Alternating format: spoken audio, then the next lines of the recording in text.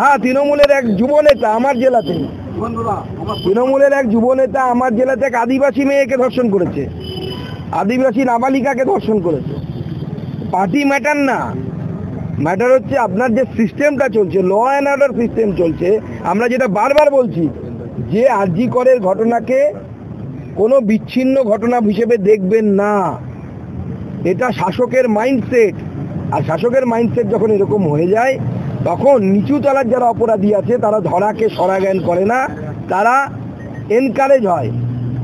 তারা তো দেখছে কামদুনিতে রেপ করলাম, পা চিরে ফেলে দিলাম, মেরে দিলাম, বেঁচেও গেলাম, বিনীত গোয়েল বাঁচিয়ে দিল বাবা বাবা করে, আমি আবার করব।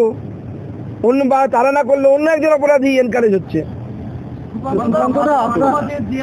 শেষ করুন, সেখানে এই যে ছাত্র সমাজের নবান্ন অভিযানের পর একের পর এক আহ্বায়ককে, নেতাকে বা সেদিনকের যারা এসেছেন তাদের আটক করা হচ্ছে, এই বিষয়ে রাজ্যপালকে কিছু জানিয়েছেন? আমরা মহামহিম রাজ্যপালকে বলেছি যে গণতান্ত্রিক আন্দোলন যদি পিসফুল হয়, শান্তিপূর্ণ হয়, তার উপরে কেউ কোনো রকম ব্যবস্থা নিতে পারে না, সরকারও ব্যবস্থা নিতে পারে না, এরকম একটি স্ট্যান্ডিং ভার্ডিক্ট সুপ্রিম কোর্টের আছে।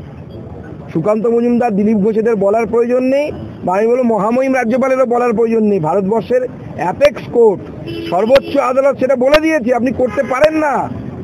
কিন্তু তবুও এই রাজ্য সরকার যেভাবে দমন পীড়নের নীতিতে চালাচ্ছে এই রাজ্যকে, আগামী দিনে এটা যদি বুমেরাং হয়ে যায় এবং এখানে যদি মাননীয় মুখ্যমন্ত্রীর পরিস্থিতি খারাপ হয়ে যায় যে তাকে যেন রাজ্য ছেড়ে পালাতে না হয়, সেরকম পরিস্থিতি কিন্তু তৈরি হতে পারে।